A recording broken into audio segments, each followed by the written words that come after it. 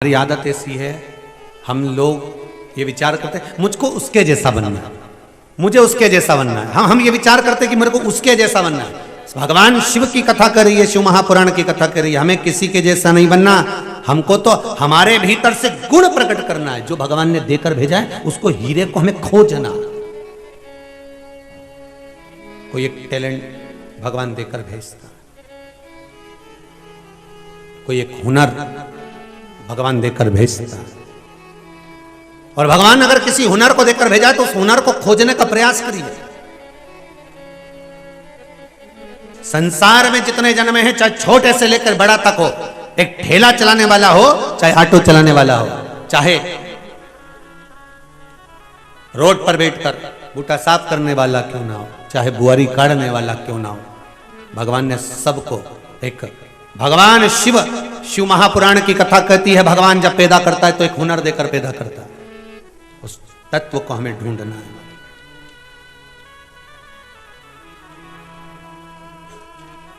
पर हम संसार में इतने भरमा जाते हैं कि हम अपने हुनर को भी ढूंढ नहीं पाते।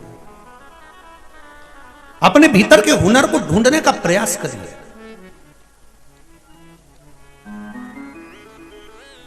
महाराज, किसी ने पूछा, गुरुजी ये हुनर, हमारे भीतर कोई हुनर है?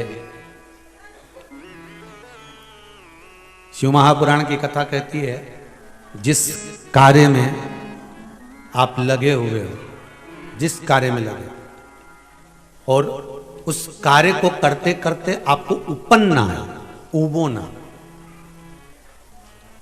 और 1 घंटा 2 घंटा नहीं, कम से कम 17 18 घंटे आप उस कार्य को कर रहे हो और उसमें आपको उपन्न ना हो रही हो, और कुछ करने का नया विचार कर रहा है। 18 घंटे तक लगातार वो कर्म करा और उसके बाद भी ये मन कर रहा है कि और करूं उसको। 18 घंटे तक उस कार्य को करने के बाद भी मन कर रहा है कि अब इसको और आगे बढ़ाना, और करना, और आगे बढ़ाना। बस समझ लो कि मेरे बाबा ने वही हुनर आपके जीवन में दिया, उसको निखारने का प्रयास करो, उसको निखारिए।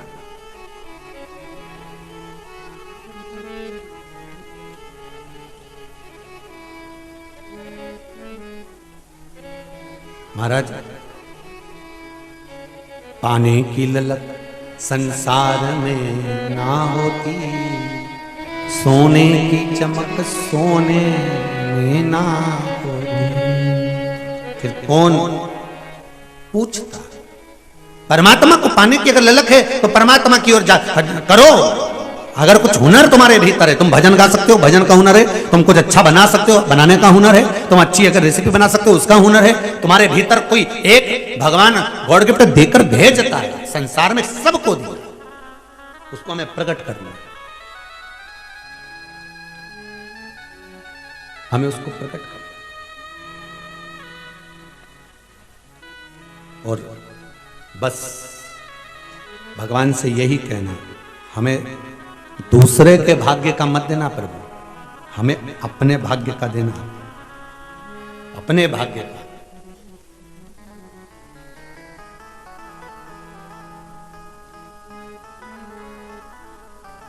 हमें दूसरे के भाग्य का नहीं चाहिए, हमें अपने भाग्य का देना।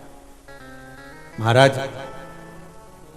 रावण, ए लंकाधिपति लंकेश, तूने बिना सोचे समझे मेरे ऊपर एक उंगली उठा दी, और एक उंगली जब हम किसी पर उठाते हैं तो ये 3 उंगलियां अपने भीतर जाती है कि तुम अपने अंदर झांक कर देखिए, तुमने गलत किया।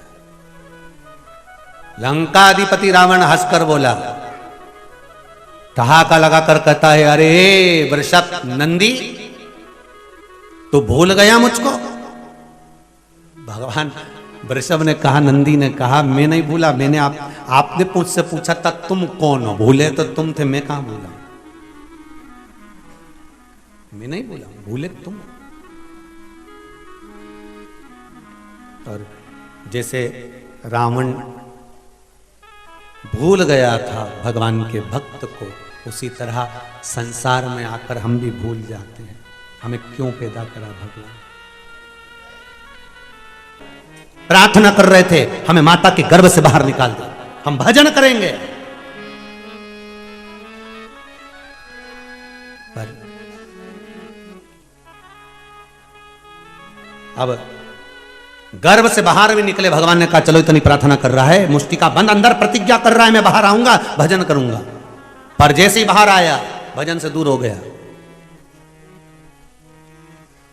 शंकर भगवान के गण, ध्यान देना, 33 कौटी देवता हैं, तो 33 कौटी देवताओं से बराबरी समझ लो उतने गण भी है।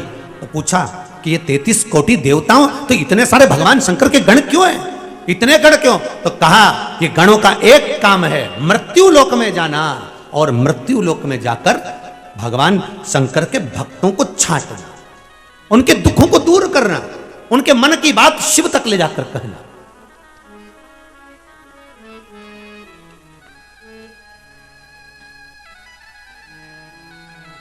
उनके हृदय की बात शंकर तक पहुंचाना, ये गणों का काम है। कई बार आप लोगों के मन में एक बात आती होगी कि आप जो सोचते हो कभी कभी वो एकदम हो जाता है कि नहीं होता? तुमने सोचा कि मुझे ये खाना है या मुझे ऐसा जाना है या मुझे ऐसा करना है, और वो हो जाए। तुम्हें लगा कि मुझे मामा जी से मिलना, काका जी से मिलना, और वो मिल जाए। तो ये मन की बात एकदम होती कैसे है? कौन जान जाता है मन की बात को? तो शिव महापुराण की कथा में शिव गण, शिव महापुराण की कथा कहती है भगवान शंकर के गण मृत्यु लोक में भ्रमण करते हैं, क्योंकि शिव कहां रहते हैं? मृत्यु लोक में। ब्रह्मा ब्रह्मलोक में, भगवान विष्णु वैकुंठ लोक में, और मेरा शंकर मृत्यु लोक का देव है। जब मृत्यु लोक का देव अगर मृत्यु लोक में रह रहे हैं तो उनके गण भी मृत्यु लोक में भ्रमण कर रहे हैं, मृत्यु लोक में घूम रहे हैं। और मृत्यु, तो आपके मन में क्या चल रहा है, आपकी चित्तवृत्ति में क्या चल रहा है, आपके भाव क्या कह रहे हैं, वो गण जान लेते हैं, शिव से कह देते हैं। इसीलिए आपसे हम बार बार कहते हैं कि शिव मंदिर जाइए, शंकर की आराधना करिए। अगर नहीं जा सकते तो शिव मंदिर का शिखर का दर्शन कर लो।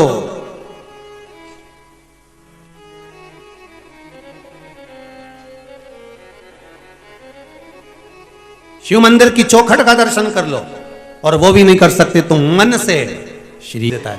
जिस मंदिर में हम दर्शन करने जाते हैं मंदिर भी हमको सीख दे रहा है। सोने का शिखर मंदिर के ऊपर लगा हुआ है। काय का शिखर लगा है? सोने का। पर लोग माथा शिखर पे भड़कते हैं कि जमीन पर? जम के बोलो जरा, जमीन पर।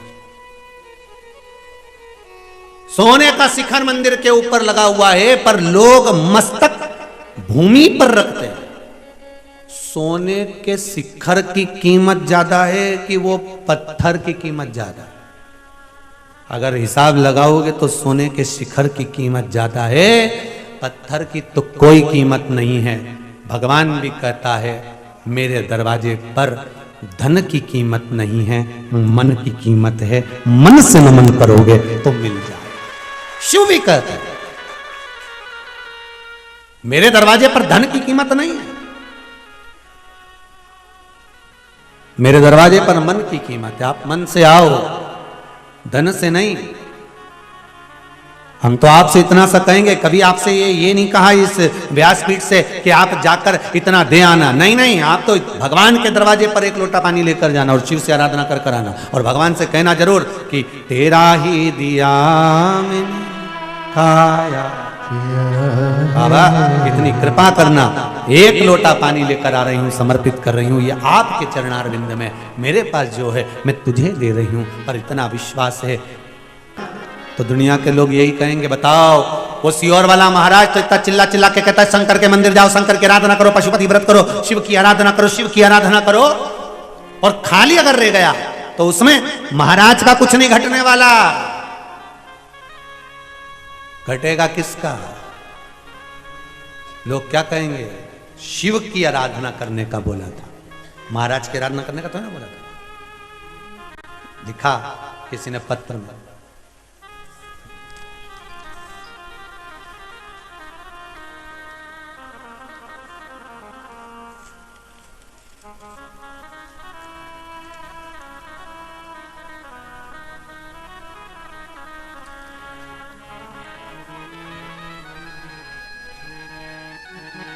गुरु जी चरणों को नमन। मेरा नाम अमिता है और मैं आगरा से हूँ। कहीं बैठी हो तो मेरे मम्मी पापा और बाकी के घर वाले मेरी शादी को लेकर काफ़ी सालों से परेशान थे। इतनी जगह रिश्ते देखे पर नहीं हुए। मेरी मम्मी ने कहा पशुपति व्रत करना प्रारंभ कर। गुरुदेव पहला व्रत किया और बाबा की ऐसी कृपा हुई कि संबंध भी पक्का एक ही व्रत में हो गया। ये लिखा है पत्र में, लिखा है, कहीं बैठी हो तो बता दो। भगवान अगर धन देना आपको, दौलत दे, आपको संपदा दे, सत्ता दे, वैभव दे, सारी संपदा यदि आपको भगवान दे दे तो भगवान से एक प्रार्थना जरूर करना कि तुमने दिया है तो तुम मेरे साथ हर पल रहना। केवल धन और दौलत, संपदा, सत्ता और वैभव ये मिल जाए और उसके बाद अगर परमात्मा हमसे दूर हो जाए तो उसका कोई महत्व। किसी को अगर धोखा दे दिया है, किसी के साथ आपने छल कर लिया तो ये मत सोचना कि आप महान हो गए। ये विचार करना कि उस व्यक्ति ने आप पर विश्वास कितना करा होगा जिसको आपने धोखा दिया है, जिसके साथ आपने छल किया। एक गुलाब के फूल से कांटों ने पूछा तेरी जिंदगी क्या है?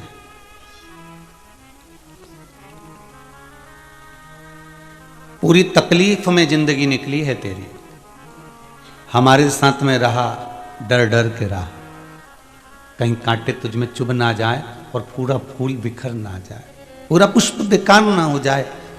तू हमारे साथ रहा तो डर कर रहा है।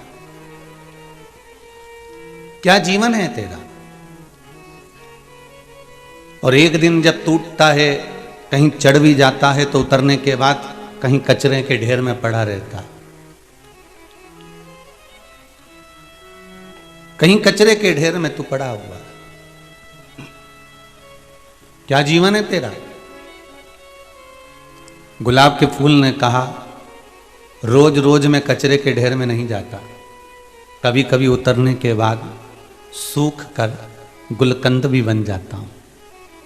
रोज कचरे के ढेर में नहीं जाता।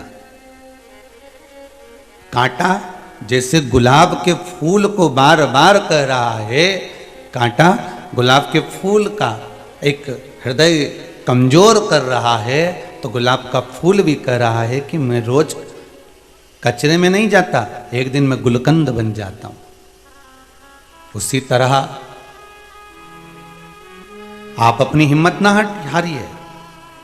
जिस कर्म को करने के लिए आप तत्पर हैं, जिस कार्य को करने के लिए अग्रण्य हैं, कोई काम छोटा नहीं होता कि ये काम ये छोटा है, या चाय की दुकान है, या प्रेस की दुकान है, या कपड़े की दुकान है, या पान की दुकान है। ये कोई कार्य छोटा नहीं संसार में। आप अपना कर्म करते जाओ और कर्म के साथ में ये विश्वास मानकर चलो परमात्मा की ओर कि मैं जो कर्म कर रहा हूँ एक ना एक दिन, अगर आज व्यापार नहीं चल रहा, अगर आज मेरे को भरण पोषण सही नहीं हो रहा, तो मेरा शंभू ने मुझे जन्म दिया है, मेरे भोलेनाथ ने मुझे जन्म प्रदान करा है। तो ये विश्वास है मुझे कि मेरा महादेव, मेरा शंभू एक ना एक दिन मेरा भी गुलकंद वो फूल की तरह अवश्य मेरी कीमत बढ़ा देगा। आप उसमें हारना नहीं है। आप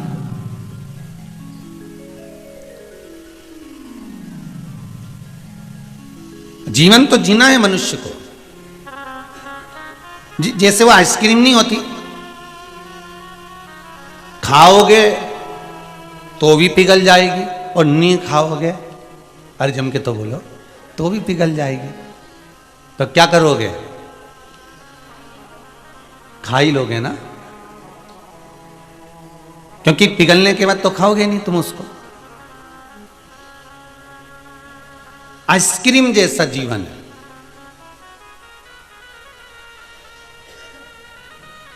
खुश होकर जियोगे तो भी जीना ही पड़ेगा, और रोकर जियोगे तो भी जीना ही पड़ेगा। अर्थात खाओगे तो भी पिघलेगी, नहीं खाओगे तो भी पिघलेगी। जीवन तो जीना है, भगवान ने मनुष्य का शरीर दिया, तो रोकर क्यों जिए? अगर जीना ही है तो प्रसन्न होकर, आनंदित होकर, मुस्कुराकर अपनी जिंदगी को जीना है हमको। जीवन में कितना भी दुख आ जाए, कितनी भी तकलीफ आ जाए,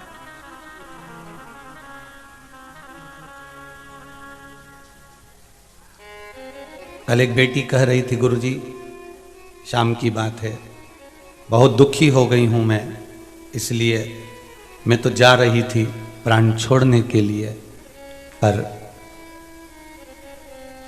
प्लान चेंज कर दिया। हमने पूछा क्यों? एक बार शिव के दरबार पर जाकर भगवान शंकर की आराधना करती हूं, बाबा हो सके मेरी सुने। क्यों मरना हमको? अगर उस परमात्मा के यहां से नहीं आई ना तो मत जाना, जबरन जाओगे ना तो लोकल डब्बे में जाना पड़ेगा। रिजर्वेशन नहीं होता तो धक्के बहुत खाना पड़ता है, वॉशरूम के पास बैठ के जाना पड़ता है। सही है कि गलत है? क्या मतलब? भगवान के यहां से निमंत्रण आए तब मैं जाऊंगी, तब मैं जाऊंगा, ये विश्वास होना चाहिए।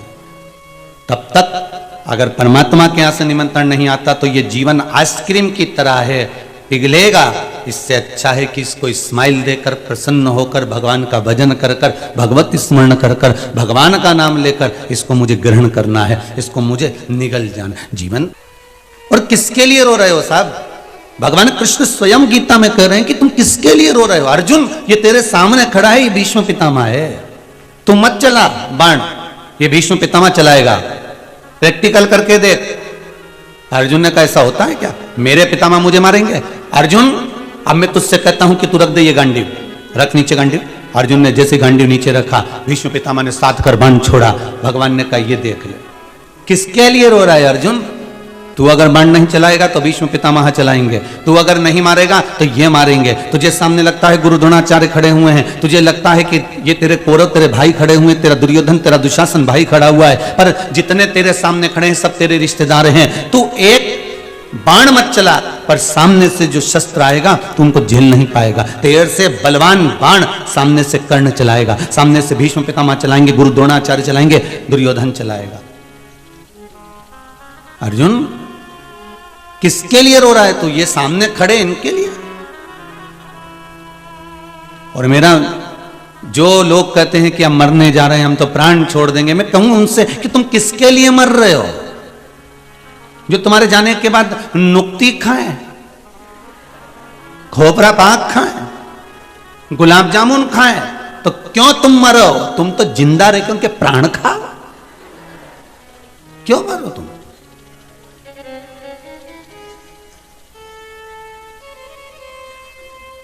तेरा तेरा दिन याद करे, क्यों रे नर सुमिरन क्यों नहीं करे।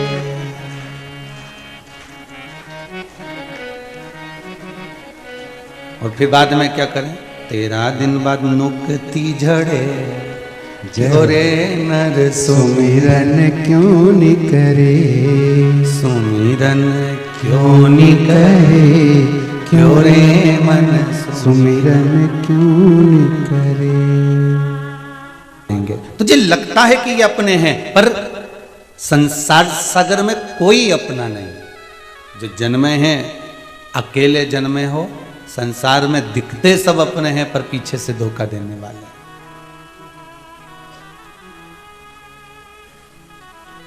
कहा जब विराम होती है तो विराम होने के बाद में जब 7वें दिन जब बेलपत्र बांटी जाती है, बेलपत्र दी जाती है कुबेर भंडार की, तो वो बेलपत्र कई माताओं की आदत रहती है कि हमको 2 दे दो, हम 3 ले लें, हम 4 ले लें, तो हमारी बेटी को दे देंगे, ना उसको दे देंगे, ना उसको दे देंगे। अर्थात तुम अपनी लक्ष्मी दूसरे को दे रहे हो। इसलिए यहां से खड़े होकर भी ब्राह्मण आवाज लगा लगा करके थे, एक ही बेलपत्र लेना, एक ही लेना, एक ही लेना। पर हिवड़ा में आसक्ति तो इतनी, मारे छोरी का दे देना, छोरा का दे दे, मैंने उसका दे देना, उसका दे, सब का लेने बटोरे और पल्लू में बांध बुना के ले जाने, तू भी ले जाने, तू भी ले जाने, तू भी ले जा। उसके बाद में फिर मन में सोचे, बताओ हम तो इतनी सारी बेलपत्र लाए थे, हमने लाल कपड़ा में धरी भी सरी, महाराज ने किया भी था कि लक्ष्मी बढ़ेगी, पर हमारी तो बढ़ी नहीं रही है। कारण क्या है? क्योंकि तू पहले ही तो सबको बट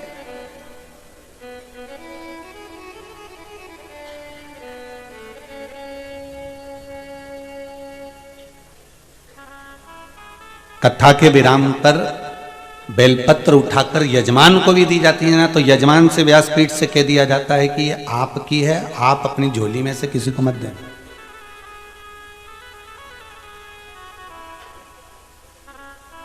पर कितना समझाओ, हम तो इनंग से सुने इनंग से निकाल दे। और बची कुची थी सब कपड़ा में से झटकार दे। और घर पहुंचे और घर वालों ने कहा क्यों क्या लाई, सब छोरा छोरी की ने बहू ने बेटा की सबकी भरी लाई।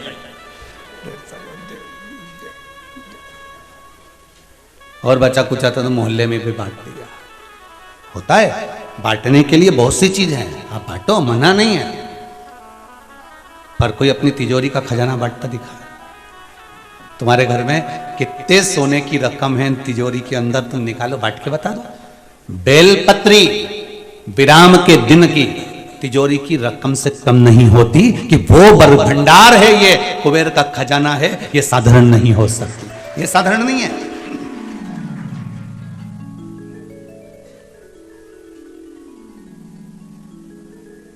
6 दिन की बेलपत्र भले तुम खाओ, मना नहीं है, 6 दिन की बेलपत्र भले तुम प्रेम से किसी को भी दो चल जाए, पर विराम की बेलपत्र जो कुबेर भंडार की होती हो तो प्रसाद तो भगवान नंदीश्वर कह रहे हैं, भगवान नंदीश्वर कह रहे हैं कि ये तुम क्या कर रहे हो? तो कहा महाराज जी शिव जी के मुख से नीचे गिर रहा है ना, तो उस प्रसाद को हम ग्रहण कर रहे हैं। भगवान नंदी ने कहा, भगवान शंकर ने तुमसे कहा कि ये प्रसाद लो। शिव जी बोले कि ये प्रसाद लो तुम। जब शंकर भगवान ने तुम्हें प्रसाद नहीं दिया, शंकर भगवान तुम्हें प्रसाद नहीं दे रहे हैं, शंकर भगवान कह रहे हैं कि मत पियो, मैं पी रहा हूं। शंकर को तो खुद ध्यान नहीं, क्योंकि विष इतना प्रबल था, हलाहल विष इतना प्रबल था कि शंकर भगवान तो खुद शुद्ध भूले हुए थे, खुद शुद्ध भूले हुए। तो क्या शिव जी ने आपको कहा कि प्रसाद ले लीजिए? नहीं। तो फिर आपने कैसे ले लिया? और ये हलाहल विष तुमने कैसे पी लिया? तो तब सांप बोला, बिच्छू बोला, महाराज शंकर भगवान के अधर से नीचे गिरा था, इसलिए ग्रहण कर लिया। नंदी ने मन में सोचा, अभी तो सांप और बिच्छू इन लोगों ने लिया है, यहां तक भी सीमित रहने दो इस विष को। पर भगवान नंदी ने क्या देखा कि सामने से ऋषिवर आ रहे हैं, बहुत सारे संत चले आ रहे हैं। क्यों आ रहे हैं ऋषि और संत? क्योंकि शंकर भगवान ने विष पिया था तो उनका गुणगान गाने आ रहे हैं। अब उनका गुणगान गाने आ रहे हैं तो ऋषियों को ये नहीं लगे कि यहाँ तो अपने अभी अगर किसी किसी को बुलाते हैं और ऋषि लोग आते हैं, या आप रिटायर हुए या आपने कोई अच्छा काम करा तो लोग माला माला लेके आए कि नहीं आए, ले सब माला पिना। अब वो माला पिनाने आए तो आपका भी तो फर्ज बने कि चाय पिलाओ इनको तुम रसगुल्ला खिलाओ ने, मिठाई खिलाओ, साहब हम रिटायर हुए, हमने ये कर दिया और हम ये जीत गए, हमने ये काम कर लिया। जब तुम्हें लोग माला पिलाओ, पपड़ा पपड़ी खिलाओ। अब भगवान नंदी ने विचार करा कि यहां से ऋषिवर आ रहे हैं, देवता आ रहे हैं, संत आ रहे हैं, साधु आ रहे हैं, सन्यासी आ रहे हैं, तपस्वी साधक उपासक सब शंकर जी की स्तुति करने आ रहे हैं। तो नंदी को लगा अगर ये यहां पहुंच गए, और पहुंच गए तो इन्होंने यहां पर ये विष पड़ा हुआ बूंद बूंद शंकर जी के मुख की जो देखी तो ये भी उठा के खा लेंगे। क्या करा जाए? नंदी ने तुरंत शिव जी की ओर देखा और भगवान शंकर की ओर देखकर, अगर आज नंदी नहीं होते शिव के गण तो शायद पूरा विश्व जहरीला होता, पूरा विश्व, पूरा विश्व। शिव जी ने देखा, नंदी भगवान शंकर को देख रहे हैं, नंदी भगवान शिव की ओर देख रहे हैं। और नंदी भगवान शंकर की ओर देखकर नंदी ने सोचा, भोलेनाथ जी ना जाने कब नेत्र खोलेंगे, कब मैं उनसे पूछूंगा। उससे पहले एक काम करता हूं, जितनी विष की बूंदें गिरी हुई हैं, जितना जहर भूमि पर गिरा हुआ है, इन सब को मैं चाट जाता हूं। और नंदी ने जो विष नीचे गिरा हुआ था, नंदी उसको जीभान से चाटने लगा।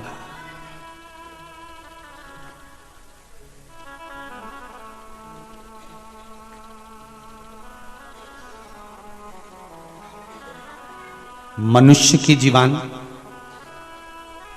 नंदी की जीवान, गौ माता की जो जिब्या होती है, आप लोगों में से कई लोग ऐसे होंगे जिन्होंने हाथ में रखकर कुछ खिलाया होगा, तो गाय जब जीवान फेरती है तो उसकी जीवान में हल्के से कांटे रहते हैं, ऐसे चुभने जैसे लगते हैं, जैसे कोई कुछ कंगा फेर रहा हो, कोई चीज से हमको खुजाल रहा हो। दिया है कभी आप लोगों ने? गाय की जिब्या में, नंदीश्वर की जिब्या में थोड़ा सा भाव रहता है कांटे।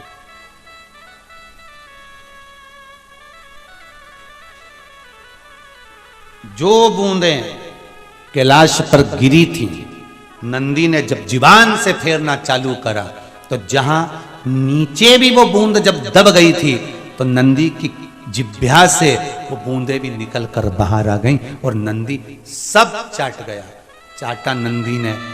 एक मौन अवस्था में शिवजी के नेत्र खुले। कब? जब ऋषियों ने आकर स्तुति करना प्रारंभ करी। देखिए, शिव गण ना होते, अगर शंकर भगवान के गण नहीं होते तो हम भी जहरीले होते। हमने केवल शंकर जी के गणों में हमने यही देखा कि शंकर जी के गण ऐसे हैं, कोई नंगा है, कोई नग्न वेशधारी है, कोई कपड़े नहीं पहना, कोई का सिर ऐसा था, कोई का मुंडा ऐसा था, कोई के नेत्र ऐसे थे, कोई ऐसा था, कोई वैसा था। हमने जितनी बार भी कथाओं में सुना, हमने यही सुना कि शिव जी के गण ऐसे थे, शंकर के गण वैसे थे, शंकर के गण फाड़ देते थे, नोच देते थे, काट देते थे। पर हमने ये विचार नहीं करा कि शंकर के गण जो शिव जी के साथ रह रहे हैं वो कितने धर्मात्मा, परोपकारी,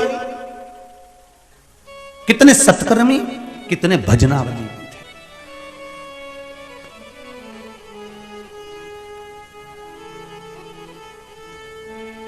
आप में से कितने लोग हैं जितने आस्था पर सुन रहे हो, जितने मोबाइल पर सुन रहे हो, फेसबुक यूट्यूब पर सुन रहे हो, कितने लोग हैं आप में से जो मंदिर जाते होंगे तो मंदिर में गंदगी देखकर वापस आ जाते होंगे? कोई है ऐसा?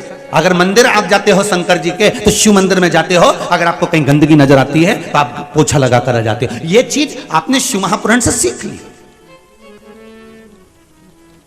कि शंकर के मंदिर अगर हम जा रहे हैं, शिव के मंदिर अगर हम पहुंच रहे हैं तो वहां पर एकदम सफाई रखना है, हमें शिव मंदिर में आनंद रखना है।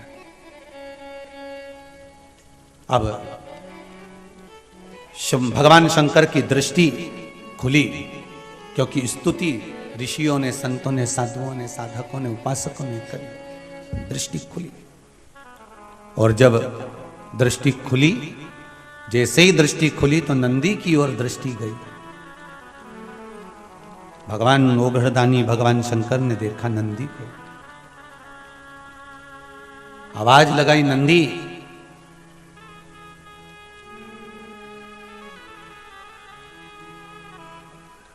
नंदी,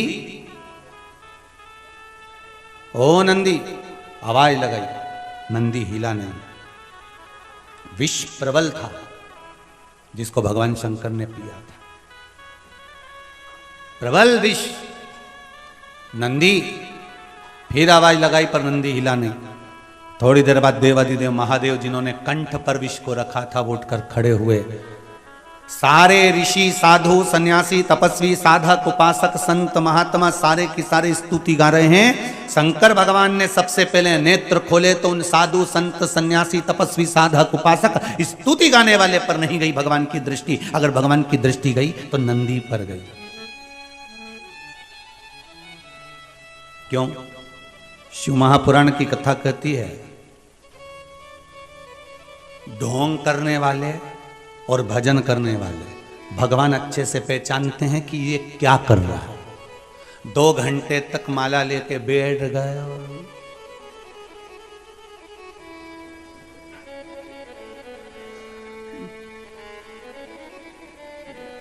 भगवान को मालूम है कौन फूल लेकर आया है और कौन दिल लेकर आया है, भगवान को मालूम है। बिल्कुल नहीं बताया जाता भगवान को। भगवान को यह ज्ञात है कि कौन मेरे लिए आया है और कौन स्वयं के लिए आया है।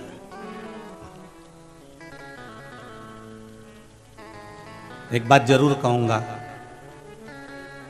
अभी शिव मंदिरों में जितनी तुम्हें भीड़ नजर आती है ना, ये दिखावे की भीड़ नहीं है, ये शंकर के गणों की भीड़ है, शिव के भक्तों की भीड़ है, ये शंकर के भक्तों की भीड़ है।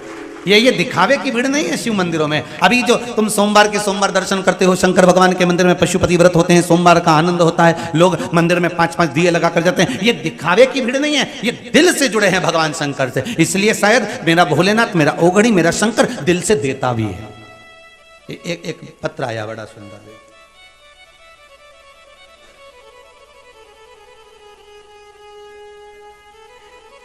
कुलदीप सेन, चिंतामन गणेश, उज्जैन से आए। कहीं बैठे होंगे आप ही हैं?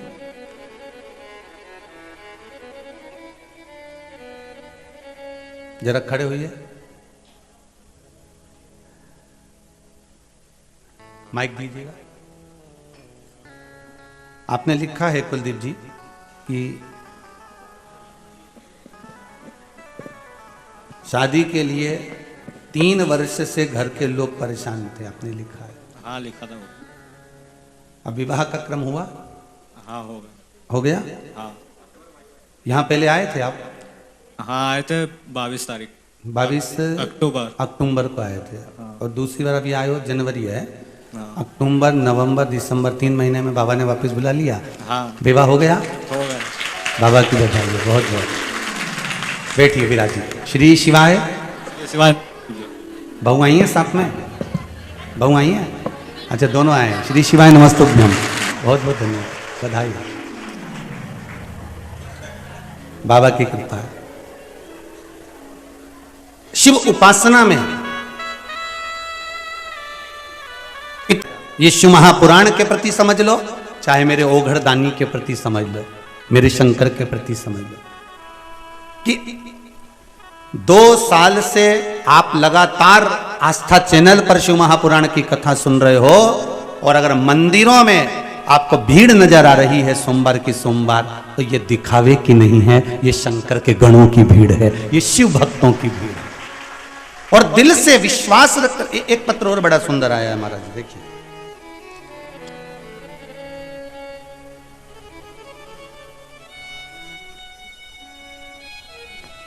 गुरुजी प्रणाम, में सुशीला पंचाल, मूसाखेड़ी, मयूर नगर, इंदौर से आई हूं। कहीं बैठे हैं क्या? उन्होंने पत्र लिखा है, मेरे पति की नौकरी चली गई थी गुरुदेव। इस पत्र में लिखा हुआ है,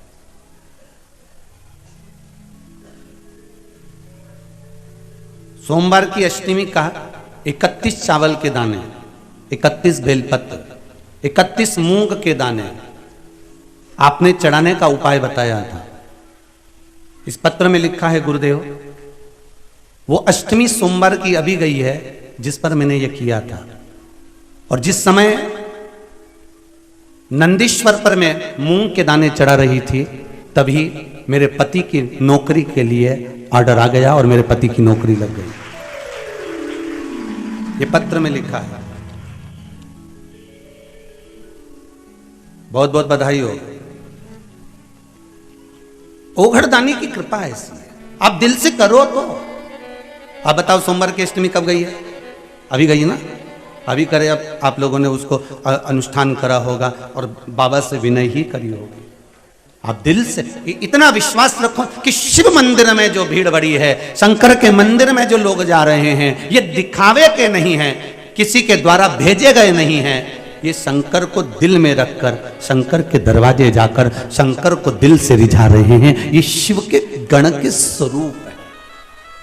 ये शंकर की निंदा नहीं सुनने वाले में से, ये शिव की निंदा नहीं सुन सकते। ये शंकर के भगत हैं, शिव के उपासक हैं, शंकर के भक्तों के आनंद में, जैसे नंदी, भृंगी, श्रृंगी, ये सारे जो शिव के गण हैं, उन नामों में मुझे विश्वास है कि जो शंकर की स्तुति कर रहे हैं, शंकर का भजन कर रहे हैं, शिव महापुराण को नित्य श्रवण कर रहे हैं, ये मेरा विश्वास कहता है कि ये भी शंकर के गणों की गिनती में ही आएंगे। ये पीछे नहीं हटने वाले, ये शिव के अपने हैं, कोई दूसरे नहीं। नंदी भगवान शिव का ध्यान किसी पर नहीं गया, ना साधु पर, ना संत पर, ना सन्यासी पर, ना तपस्वी पर, ना साधक पर, ना उपासक पर। भगवान शंकर का अगर ध्यान गया तो सीधे नंदी पर गया। क्यों? क्योंकि भगवान को यह मालूम था कि ये स्तुति कर कर चले जाएंगे, पर सबसे प्रबल अगर किसी ने काम किया है, इन्होंने तो मेरी स्तुति करी क्योंकि मैंने विष पिया, पर इससे भी प्रबल अगर काम किसी ने करा है, संसार के लोगों को बचाने का काम करा है, तो ये जो नीचे बूंद गिरी है, इस बूंद को जो नंदी ने चाटा है, इसने सबसे प्रबल काम किया। स्तुति करने वालों से ज्यादा प्रबल है कर्म करने वाला।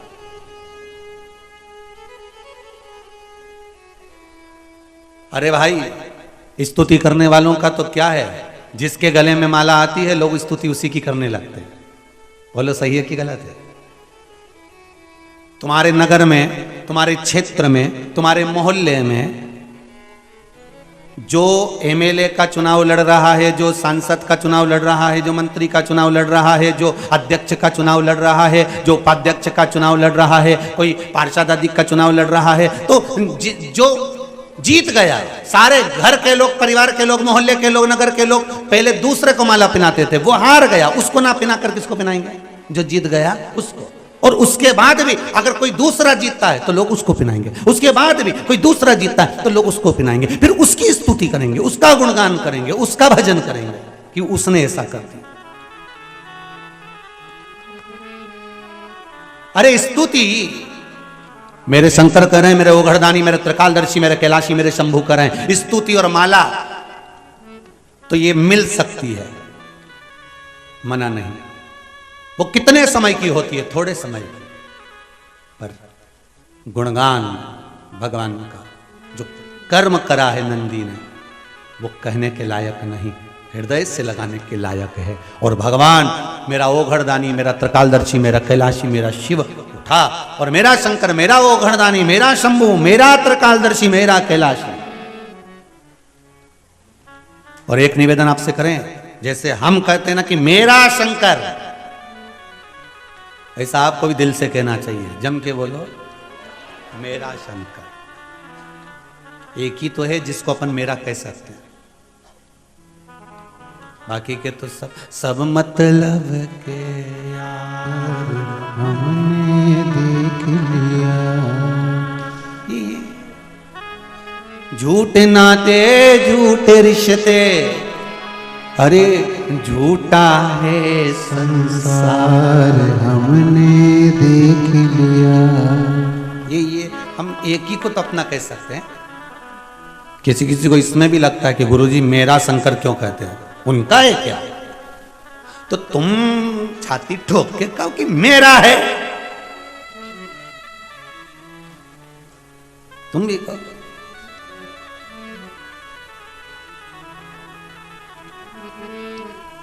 क्यों?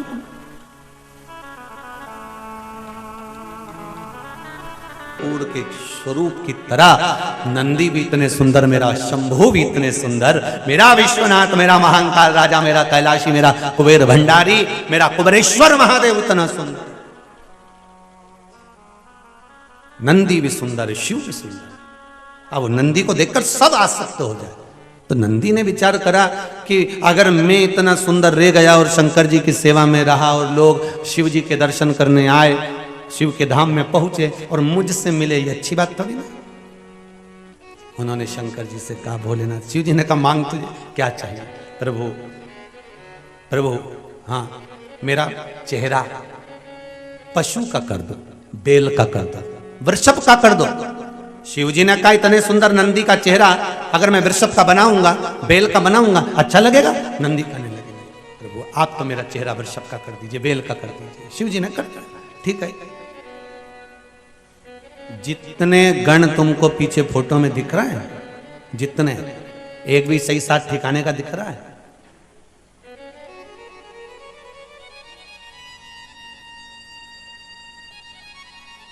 एक भी कहीं कहीं कहीं का ठिकाने का दिख रहा हो कि तुम किसी को, वो कौन सा सुंदरी का अवार्ड होता है? हाँ जो भी हो भगवान, ऐसा कोई अवार्ड इनमें से एक आध को देना हो तो बता दो, जितने गण दिख रहे हो तुमको।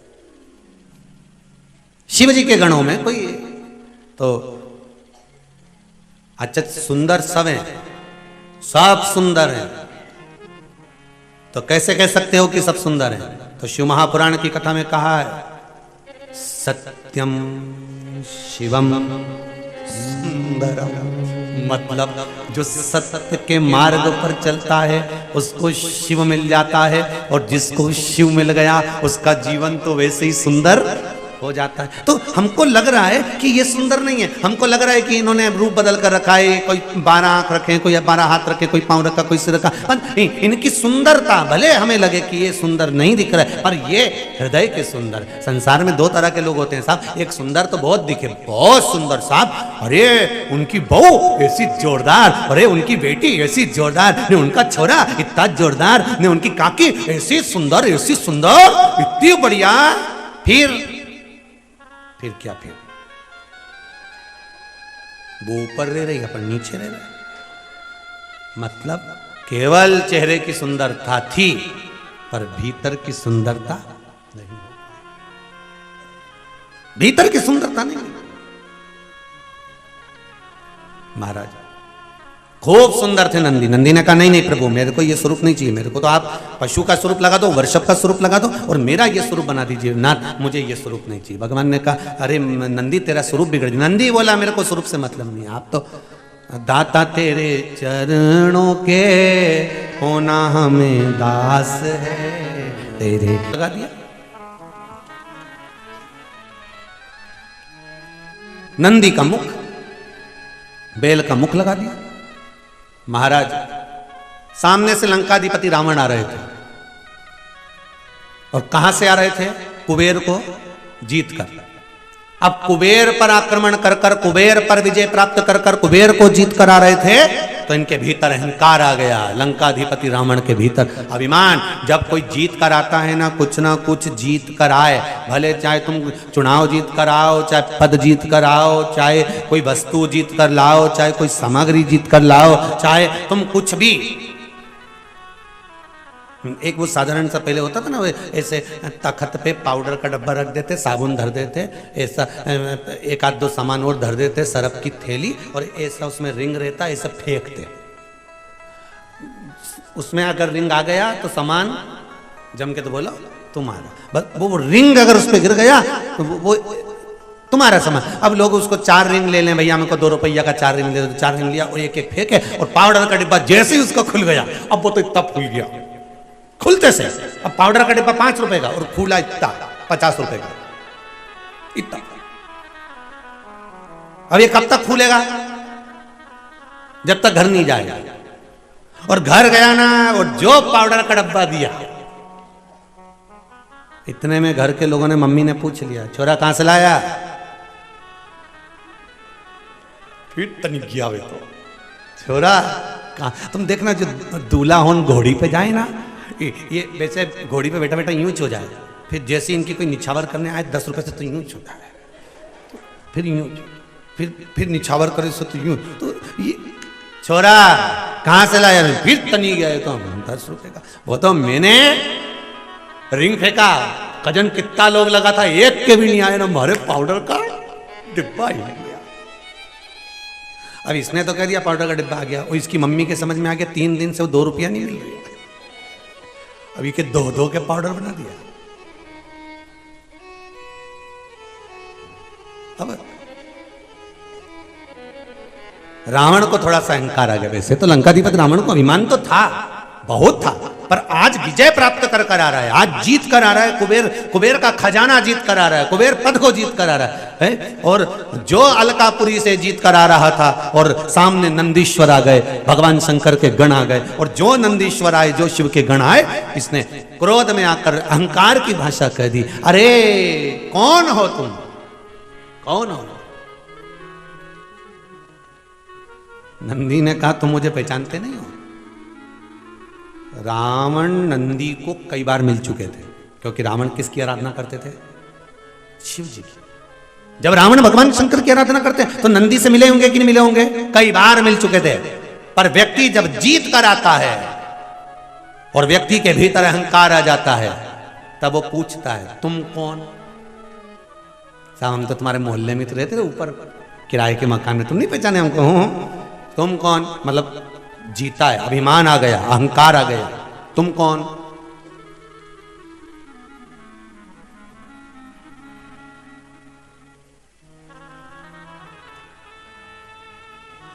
हम तो आपके मोहल्ले में रहते हैं, हम तो आपकी कॉलोनी में रहते हैं, आपके क्षेत्र में रहते हैं, और आप तो हमारे यहाँ 2-4 बार आके चाय भी पी के गए, और तुम ही पूछ रहे तुम कौन? अब रावण के नंदी से तुम कौन? तो नंदी ने कहा, लंकाधिपति लंकेश, क्या तुम भूल गए मुझको? शिवगण नंदी हूं मैं। इतने में लंकेश के मुख से निकल गया, हंसकर ठहाका लगाकर रावण ने कहा, रावण संहिता में लिखा है, आप पढ़ सकते हो। रावण संहिता में लिखा है कि लंकाधिपति रावण ने ठहाका लगाया, हंसा और हंसते हुए कहा, जरा अपना मुख देखा है तुमने? अपने मुख को देखा है आपने?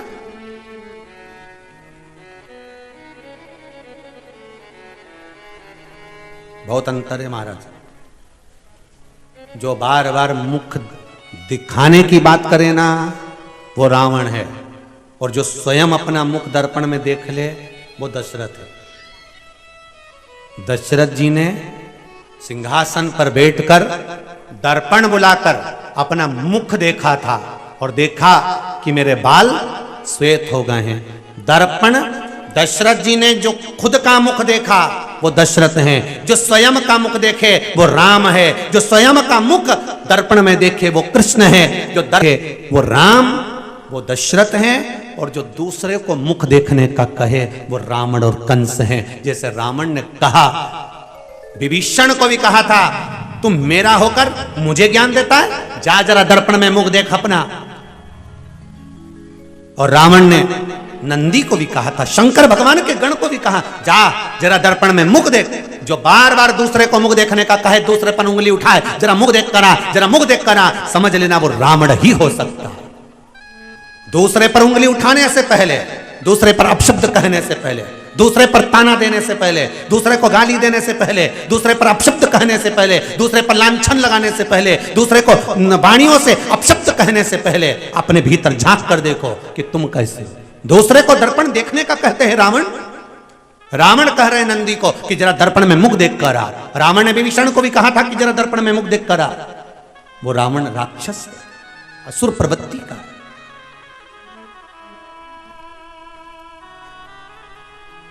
हम क्यों कहें, अरे तेरा ही दिया मैंने खाया पिया है, तेरा शुक्रिया है, तेरा शुक्रिया। हम क्यों कहें,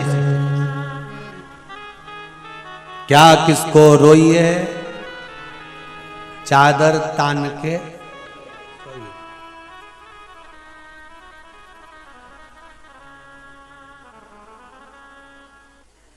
एक भक्त आया था आगरा से, 3 इधर चिपका गया, 3 इधर चिपका गया। एक में लिखा है तेरा क्या होगा रे कालिया, और क्या किसको रोइए, चादर तान के सोइए।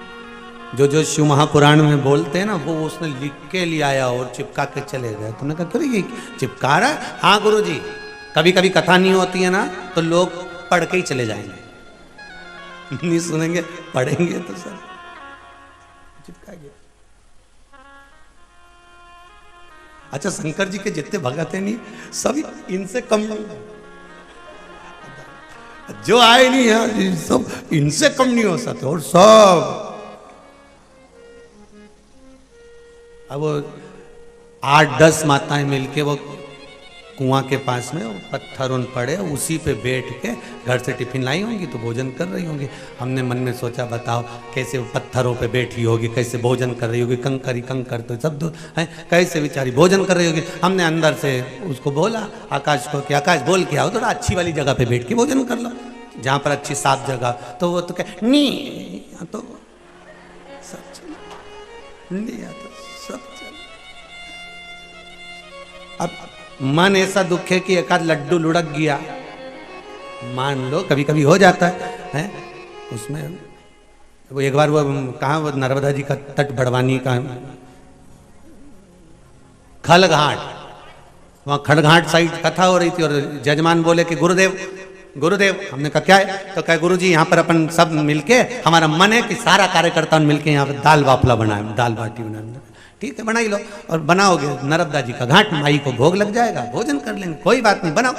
अब उन्हें शाम पड़ा, बाफला उन्हें बनाया, और बाफला बनाने बढ़िया सिकाकर बढ़िया जोरदार तैयार, और जो तैयार ने सब जो खाना पड़े बाफला, एक बाजू में बैठा था मही का सरपंच साहब, और जो बाफला उसके पास आया और जो उन्हें बाफला के तोड़ा, और तोड़ते सी मुंह में बाली बाल निकला, अब बाली बाल निकला, अब जो बाल निकला तो बापरा घबरा गया, बाफला में बाल, अब सबके लगा कि यहां तो कुछ गड़बड़ हो गया। अब ये तो बोले गड़बड़ हो गया, पर हमने जिसने बाफला बनाया उससे पूछा इधर है बाफला में बाल कहां से आया इतना सारा, तो क्या एक बाफला हम बना के इसे रखे थे, वो लुढ़क गया तो आगे गया, तो हम गए तो हमने कहा भगवान का चमत्कार हो गया, एक की जगह 2 बाफला मिल गया। तो हमने कहा 1 से 2 कैसे हो गया, यही तो समझ में नहीं आया, नरबदे हार, एक की जगह 2 बाफला हो गया। हमने कहा जरूर किसी बच्चे की बेचारा की जमाल उतारी होगी, लोया में भरी होगी, उसका गोला बनाया होगा, उके धरा होगा, और ये गया तो उके भी उठा के उबाल दिया होगा, गोला में खा ले। रे राम, अब ये तो समझे चमत्कार हो गया, नरब देहार 2 बाफले घर, और इनके बने लोए तेरे शंभु भगवान। अब इनने ठीक जहां तुम्हारी मर्जी पड़े, शंकर कंकर शिव आनंद है, हर हर महा। अब नंदी को देखकर लंकाधिपति रावण को थोड़ा सा अभिमान जो आया, और अभिमान के शब्द कह दिया, अहंकार के शब्द, जरा दर्पण में मुख देख कर, मतलब अभिमान के शब्द। नंदी को क्रोध आ गया, और नंदी ने कहा, अब देखो नंदी शिव के साथ रहते हैं, तो नंदी भले वृषभ का मुख लगा हो, पर हृदय निर्मल है हमारा, सत्यम शिवम सुंदर। नंदी सुंदर है। जो शंकर की आराधना करने वाले होते हैं ना, शिव का भजन करने वाले होते हैं, शिव की आराधना करने वाले होते हैं, शंकर का स्मरण करने वाले होते हैं, शिव तत्व को जानने वाले होते हैं, शंकर के मंदिर जाने वाले होते हैं, शंकर पर 1 लोटा पानी चढ़ाने वाला, 1 बेलपत्र चढ़ाने वाला, शिव का अभिषेक करने वाला, शंकर का अनुमोदन करने वाला जो होता है, वो भीतर से, बाहर से कैसा भी दिखे जब, पर भीतर से वो निर्मल होता है, उसके भीतर कपट नहीं हो सकता। दक्ष प्रजापति को क्या श्राप दिया था कि तेरे को बकरे का मुख लगेगा, तेरे को बकरे का मुंह लगेगा। और रावण को श्राप दे रहे हैं नंदी, तुम मेरा चेहरा देखकर हंसा है, जिस चेहरे को देखकर हंसा है पशु के, ऐसे ही पशु, ऐसे ही पशु तेरा विनाश करेंगे, तेरी लंका में आग लगाएंगे, चेहरा बदले हुए ही पशु। ये मेरा श्राप है। शिव के गण, भगवान शंकर के गण कोई साधारण नहीं, किसी गण को तो भगवान शंकर ने गुरु तक बनाया है जी। भगवान शिव ने गुरु पद दिया। महाराज शिव महापुराण की कथा कहती है, भगवान जिसको जन्म देता है उसको एक कोई अच्छा गुण देकर पैदा करता है। संसार में जितने जन्मे हैं, ऐसा कोई व्यक्ति ऐसा नहीं जन्मा जो व्यर्थ हो, सबको गुण ही बनाकर भेजा है भगवान।